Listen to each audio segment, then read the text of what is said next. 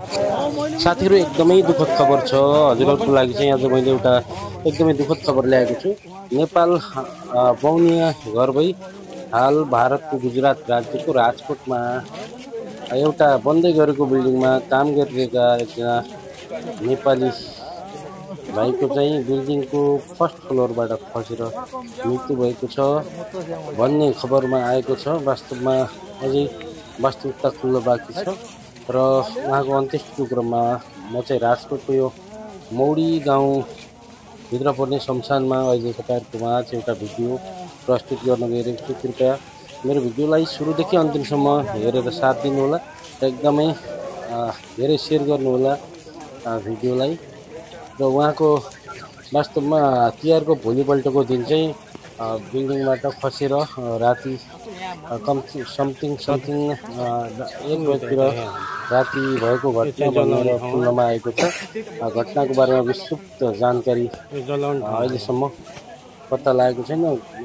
बिल्डिङको first फ्लोरबाट खसेको भन्ने छ र मैले जे सुने त्यही प्रस्तुत गरेको एकदमै सुरुदेखि अन्तिमसम्म भिडियो हेर्नु होला र भिडियोलाई शेयर पनि गरिदिनु होला है त।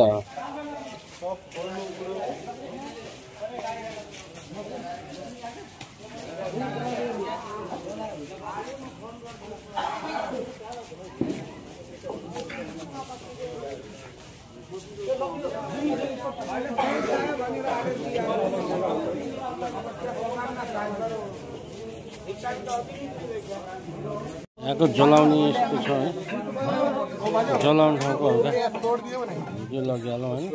यत्रो नाति भएर बाजेको काम परेको पर्ने हो। मरिसकेपछि जब छप्पन गर्छन् त्यतिखेर माटो दिने। यसरी माटो दिने यस्ता सिकिराउबाट देखिराउत पर्छ। बुनाइ भिनाइ भन्ने कुरा होइन। अहिले माटो दिने बलि घुमाउने हो।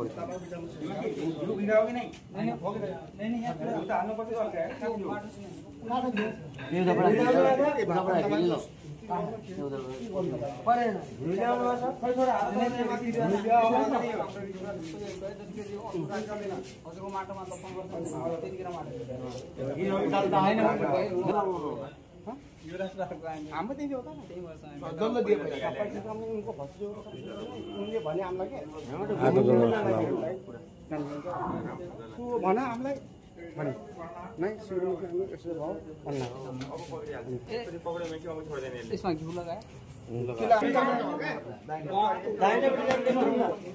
यताबाट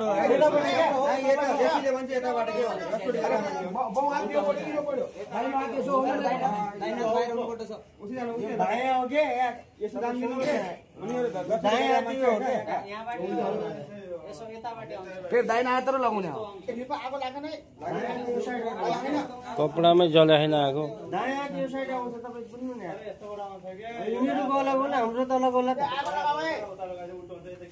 हेर्नु न दाहिना तपाईँ कता उडिनु भयो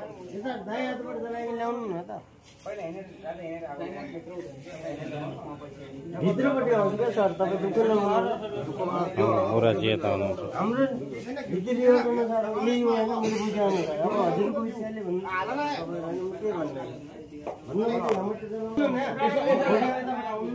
यता भन्नु आफ्नो रीतिरिवाज अरू जे पो गरौँ न हामी आफ्नो अनुसार गरौँ न। हाम्रो दायाँ त्यसमा के हो राउन्ड तेलै लगाएर हिँड्यो कपडामा जलेन कपडै जलेन। यताबाट आउनु कि अब एक काम गरेर त्यो उसमा परासरा छैन अब जा अगाडि अब चलिजान्छ। अब इसारा गरेर ठाउँ ठाउँ चाँडो गुना आडो लगा त्यो इसारा गर भइहाल्यो भन्ने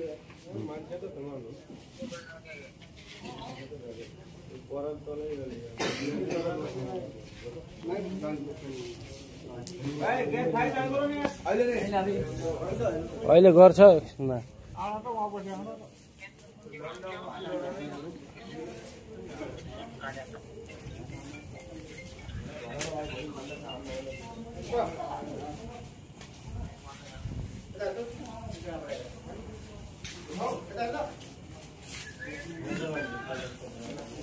चल भाई उठा बोल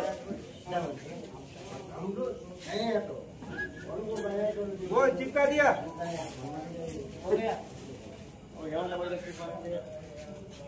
पायदान करो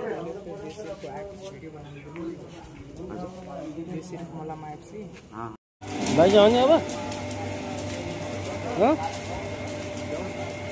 हाम्रा साउन्ड स्वर पनि आएको थियो आज यहाँ मलामा बाइजाउँ भन्ला अब हिँड्नु पऱ्यो